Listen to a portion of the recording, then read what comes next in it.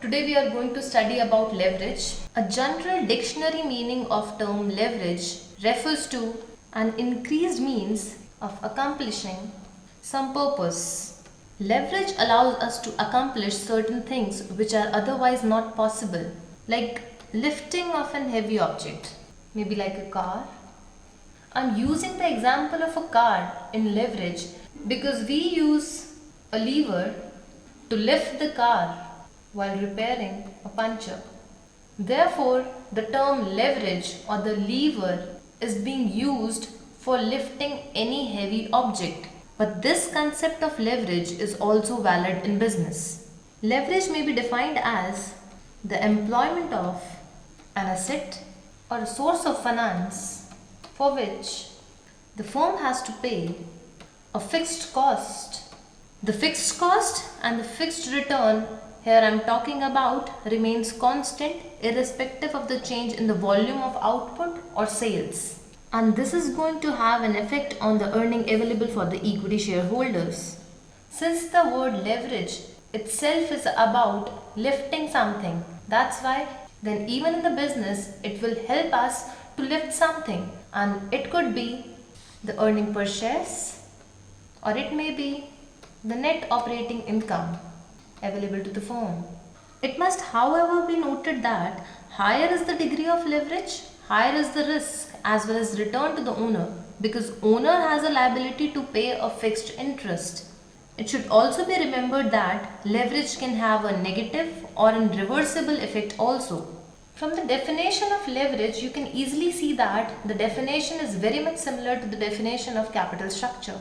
The capital structure was about debt equity ratio. However, the leverage says the same thing. It is the employment of an asset or a source of fund for which the firm has to pay a fixed cost.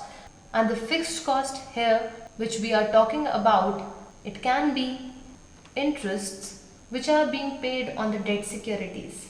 So both the leverage and the capital structure are saying the same things. But the point to be noted is that how can the leverage or the use of a fixed cost bearing asset can help us to increase the earning per share and the net operating income. Leverage can be basically of two types. The number one is financial leverage and the another one is operating leverage. And today we are going to discuss about the very first type of leverage, and that is financial leverage.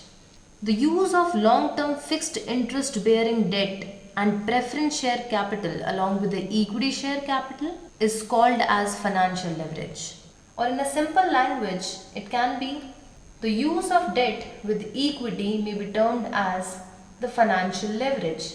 So here the debt plays a role of lever in an organization so as to increase the earning per share available to an investor. It is true that the capital structure cannot affect the total earnings of a firm, but it can affect the share of earning for equity shareholders. A firm is known to have a favorable leverage if its earnings are more than what debt would cost. However, if it does not earn as much as the debt costs, then it will be known as the unfavorable leverage. In simple word, whenever a firm raises funds by using debt financing, then the company has a liability to pay a fixed rate of interest. And this interest is the cost of capital for a firm. So for the purpose of meeting with this cost of capital or for the purpose of paying this cost of capital, a firm needs to make an earning so that he can meet the cost of capital. Therefore, the earnings should be more than the cost of capital. And if this situation happens, that is, if firm will be able to earn more than the cost of capital, then this kind of financial leverage will be known as the favorable leverage. However, if the earnings will be less than the cost of capital, then this kind of leverage will be known as the unfavorable leverage to an organization. Now let's discuss the financial leverage by using an example. Suppose a company has an equity share capital of rupees 5 lakhs, which is divided into shares of rupees 100 each, which means that the number of shares available to a company is 5,000, which is 5 lakh divided by the price of the share, that is rupees 100, which will be equals to 5,000 number of shares. If the firm wishes to further raise an additional amount of rupees 3 lakhs for the purpose of expansion or maybe modernization, then the company has 3 plans. The first plan is that the company can finance this 3 lakhs from all common shares, which means by issuing the equity shares in the market. If the company is going to select this plan, then the company is further going to issue 3,000 more shares in the market. Now the plan B is about that the company can raise rupees 1 lakh in the form of common shares and rest of rupees 2 lakhs from debentures at the rate of 10%. So in this case, the company will be issuing 1,000 new shares, that is equity shares, and rest of the money, that is 2 lakh, will be raised by issuing 2 lakh debentures at the rate of 10%, and 10% is the rate of interest. Another plan in front of the company is that the company may raise whole of 3 lakhs from debentures or from debt financing at the rate of 10% per annum. In this case, no equity share is being issued. The only existing equity share is the previous one, that is the initial 5,000 number of shares will be there, and the further rupees 3 lakh will be raised from the debentures at the rate of 10% interest. Now let us see that how is leverage going to work in this example. The earning before interest and tax available to a company, that is EBIT, is 1,50,000. So this is the stream of earning for a company, that is 1,50,000, whatever may be the plan selected by a firm. Now from the earnings, we need to deduct interest which is being paid on the debt securities. So if a company will go for a plan A, then the company can raise the money by issuing whole of the equity shares, and there is no fixed income securities associated with the plan A, that is no amount is being raised by issuing the debentures. Therefore, we don't need to deduct any interest in plan A. While you can see that if a company selects the plan B, here the company is raising 1 lakh by issuing common shares, that is equity shares, and the rest of the 2 lakhs is raised by issuing 2 lakh debentures at the rate of 10%, that is the interest rate. Therefore, the interest rate associated while taking the plan B will be 10% of 2 lakhs, which is equals to 20,000. Therefore, we need to deduct 20,000 from the earnings in form of interest. Likewise, if a firm selects plan C, then the company is raising whole of the amount by issuing the debentures at the rate of 10%. Therefore, the amount of interest that the company need to pay is 10% of 3 lakhs, that is the amount raised by issuing the debentures, and this will be equals to 30,000. So we need to deduct this 30,000 from the earnings. So the earning after interest and the before tax in plan A will be 1,50,000. In plan B it will be 1,30,000, and in plan C it will be 1,20,000. Now we need to deduct taxes, and the tax rate available to a firm is 50%.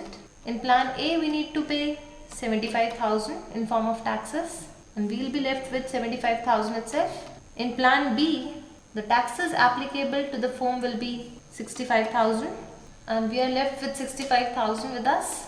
And if the firm will select plan C, then the taxes applicable to the firm will be 60,000, and we are left with the 60,000. Now these amounts are the earnings which are being available for the common shareholders. In plan A, looking at the example, initially the company had issued 5,000 shares, and further the company has issued 3,000 more shares. That's why the total number of shares in plan A will be 8,000. Likewise in plan B, initially the company had 5,000 shares, and the new shares issued by the company is 1,000. Therefore, the total number of shares will be 5,000 initial shares plus 1,000 new shares, and it will be 6,000 shares. And in the plan C, the company has not issued any new shares, and the initial number of shares were 5,000. Therefore, the number of equity shareholders will remain 5,000. So now in the plan A, the earning per share available to each shareholder will be earning available to per shareholder divided by the number of shares, that is 75,000 divided by the 8,000, and the amount will be rupees 9.38. In plan B, it will be earning available was 65,000, however the number of shares per 6,000, therefore the earning per share will be 10.83. In plan C, the earning available to the shareholders was 60,000 and the number of shares were 5,000. Therefore, the earning per share will be rupees 12. There is a formula to calculate the degree of financial leverage, which is equals to earning before interest and taxes divided by the earnings before taxes. So the degree of leverage in case of plan A will be 1, which is 1,50,000 of EBIT divided by EBT of 1,50,000. In case of plan B, it's 1.153, and in case of plan C, it's 1.25. So from the example, you can easily see that whenever we have a higher degree of leverage, which means that when we have high amount of debt in our capital structure, then this is going to give a leverage effect on earning per share. Because you can see that from this example, the company is taking the highest level of leverage in plan C, and by doing so, the earning per share is maximum in this case. The analysis of this information shows that the financial leverage has helped in improving the earning per share of equity shareholders. It helps to conclude that higher the ratio of debt to equity, the greater the return for the equity shareholders. Thank you.